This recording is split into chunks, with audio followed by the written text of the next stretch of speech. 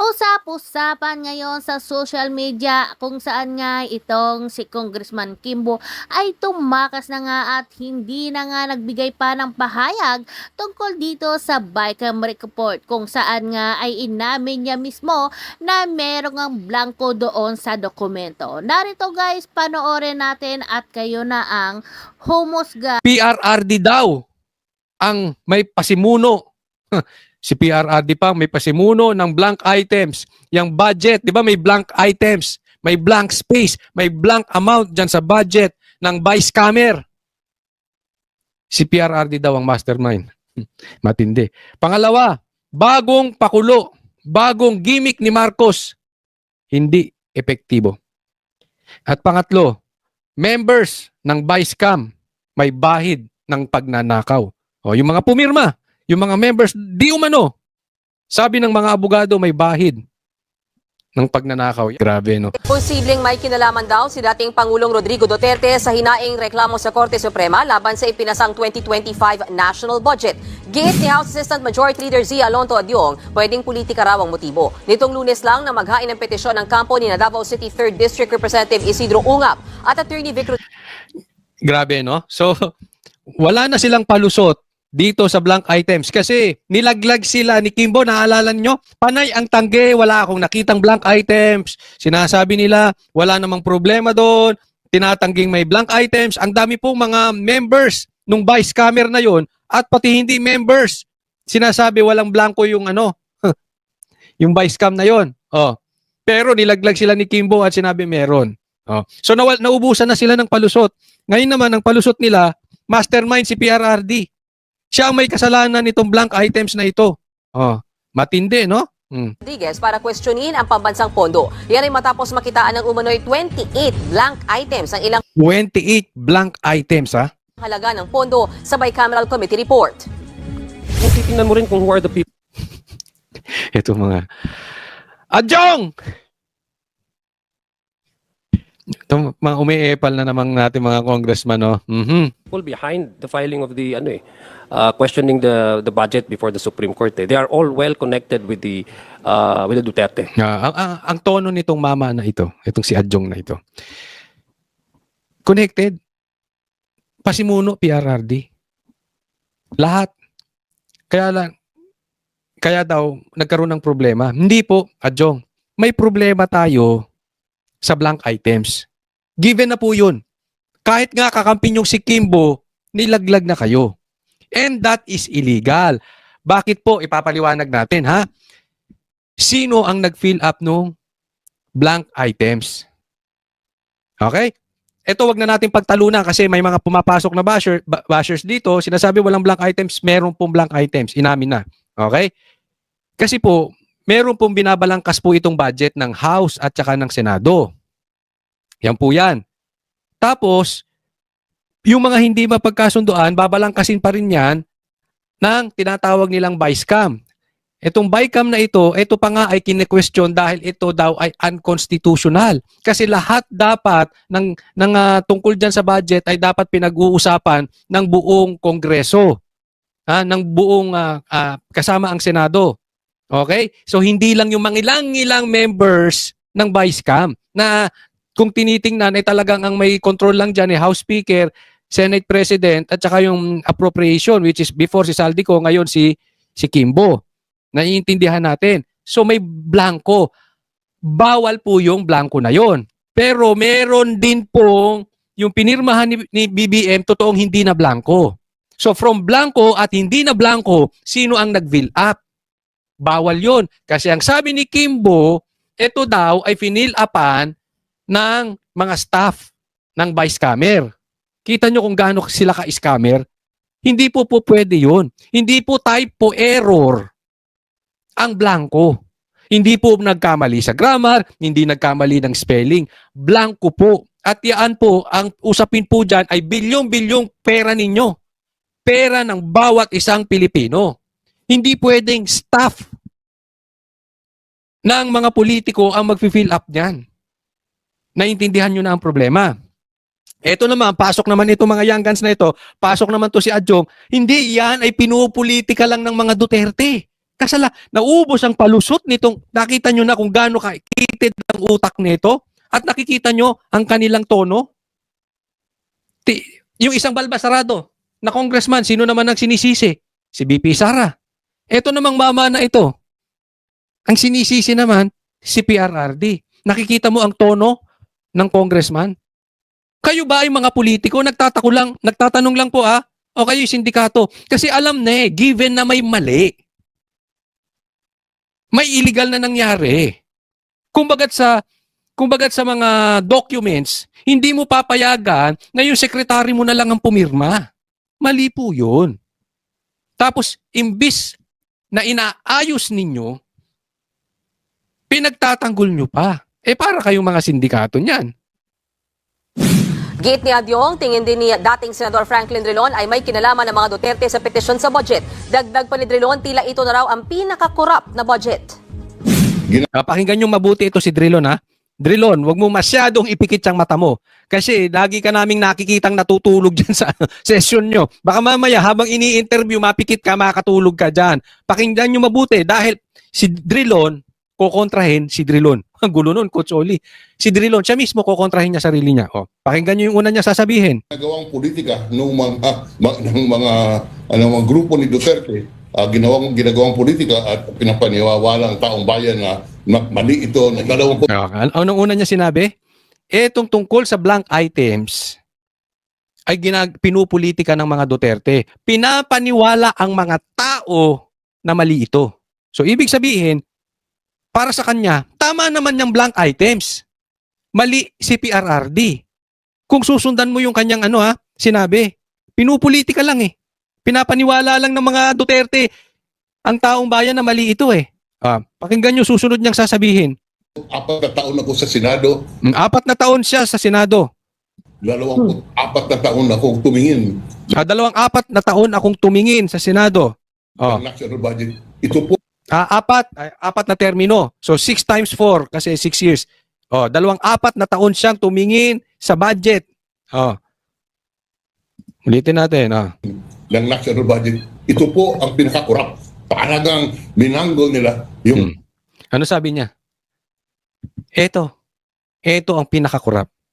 Ulitin ko mabuti national budget. Ito po ang pinaka-corrupt. Talagang minanggol. 4 na taon ako sa Senado. 4 na taon. 24 na taon akong tumingin ng national budget. Ito po ang pinaka-corrupt. Talagang minanggol nila yung budget. Kaya hindi na nakilala ng executive branch kung ano ang itsura nitong budget. That's bad. Nakita mo? Sabi niya, pinulitika ni PRRD at pinapaniwala lang ang tao na mali. Ano sabi naman nitong mama na ito? 20 taon akong senador. Binabantayan niya yung budget at etong budgetan na ito ang pinaka-corrupt. Di kinukontra mo sarili mo. Sabi mo kanina, pinulitika lang ng Duterte. Pinapaniwala at niloloko lang ang tao na mali yung blank items. Tapos ngayon sasabihin mo, ito pinaka-corrupt. Drilon, matulog ka na nga lang, Drilon? Alam mo, itong mga ito kasi, hindi, ito yan, pati yan si Lamas. Ito si Drilon, itong mga dilaw, hindi nila matanggap sa sarili nila na ang sumigaw ng hustisya dito patungkol sa blind items ay Duterte. Sila ay naniniwalang mali ito. Maling-mali. Including ito sila Lamas, napapakinggan ko yan sila Napaka-sarcastic niyan, mga taong yan. Pero ayaw nilang ibigay ang credit sa Duterte. Ganun po itong mga to. So, ang pauna ni Drilon, binanatan si Duterte. Pero, sumang-ayon naman siya doon sa sinabi ni Duterte. At pansinin ninyo, hindi man lahat, pero maraming dilaw, ganyan ang tono. Sasabihin mali ang blank items, pero sisiraan ng Duterte. Hindi ko maintindihan itong mga dilawan. Sala sa init, sala sa lamig. Ayaw nilang magbigay ng credit when credit is due. Diba? Para sa kanila kasi, ang matinulang, si Cory, ang dilaw. Kaya naging inodoro ang dilaw di ba? Nung panahon naman nila, anong ginawa ng dilaw? May nagawa ba sa Pilipinas? After the 1986 EDSA Revolution, lalo tayong lumubog. Ngayon ba asensado tayo? Ang umupo dyan, dilaw. 2 Aquino pa nga ang naupo dyan Di ba? Kinaikukwento ko lang. Kasi, nakita nyo naman sa mga pinagsasabi ni Drilon obviously, di ba? Para lang hindi niya mapuri si PRRD, pati sarili niya, kinontra niya. Ayan. Mamaya, pag-uusapan muli natin ang patungkol dito sa budget kasi may problema dito. Ang sabi, hinain na ni Ungab at ni Attorney Big ito sa korte at sinasabi na itong budget na to ay unconstitutional. Ang sinasabi nila, teka muna, may problema tayo dyan. Kasi kung gagawin nyo yan, walang budget, hihinto tayo? Paano gagalaw ang mga ahensya ng gobyerno? Mamaya, pag-uusapan nating malalim yan, pero maiba tayo ng konti ng topic. Ngayon naman ay patungkol dito sa gimmick ni Marcos na sa tingin ko, hindi ito magiging epektibo. Ito, bagong pakulo ni Marcos. Pakulo niya ngayon, maraming mabigyan ng trabaho. Tama yan. I will agree dyan. Kaya mababa ang ekonomiya natin bukod sa pagnanakaw at saka sa mga mararaming adik, Marcos. Marami ring walang trabaho. Pag mabibigyan ng marami ang mga Pilipino, magkakaroon ng maraming trabaho dito sa Pilipinas, aangat ang ekonomiya natin. So, tama, bigyan ng trabaho. Pero mali si Marcos. Job fair, buwan-buwan, yan daw ang plano ni Pangulong Bongbong Marcos na maisagawa sa iba't ibang panig ng bansa. Sinabi ni PBBM sa pagdalo niya sa ikalawang araw ng CareerCon 2025 ng Job Street by Sea, kung saan higit 5,000 trabaho ang inaalok ng daang local at international companies. Ayon sa Pangulo, makatutulong sa pagbaba ng unemployment rate o bilang ng mga walang trabaho kung magkakaroon ng buwan ng job fair. Gumagawa na rin daw ng hakbang ang gobyerno para makalikha pa ng dekalidad na trabaho katuwang ang private sector. Ito ang plano ni Marcos para magkaroon ng trabaho Pilipino. Anong solusyon? Buwanang job fair. Marcos, para ka naman nakabatak niyan. Parang naluluto na yung utak mo. Isipin mo paano magkakaroon ng maraming trabaho sa Pilipinas? Buwan-buwan magkaroon ng job fair. Ganyan po kababaw ang utak nito. Alam mo Marcos, kahit araw-arawin mo o gawin mong linggo-linggo ang job fair, pag ang ekonomiya natin hindi tumaas, walang kwenta yan. Kunwari lang yan, magja-job fair yung mga yan, pero walang kukuhanin yan. Walang kukuhanin. Kasi halimbawa, bigyan ko kayo halimbawa, yung kumpanya nyo, dahil sa corruption, sa harassment ng mga politiko, kailangan ng mga under the table, hindi ka kumikita, nalulugi ka pa. Tapos uubligahin ka mag-job fair. Kukuha ka ng tao? Hindi. Kunwari lang, magja-job fair ako para lang sumunod sa inyo. Pero hindi kukuha ng tao yan. Kung kumuha man ng tao yan, titipirin nila yan. Ang baba ng sahod. Naiintindihan nyo? Ang usapin dito, Marcos, eto. Dapat maraming pumasok na negosyo. Local at international. Biyahe ka ng biyahe. Unang taon mo palang nakailang biyahe ka na. May pumasok bang negosyo galing sa ibang bansa? Hindi papasok ang negosyo sa ibang bansa hanggang kurakot ang mga politiko. Asahan nyo yan. Hindi papasok ang negosyo kung walang peace and order. At kahit anong gawing higpit ng pulis, hindi tayo magkakaroon ng peace and order hanggat kalat ang droga sa Pilipinas. Hanggat may adik sa Pilipinas. Hindi po titino ang kalsada natin. Hindi aangat ang negosyo.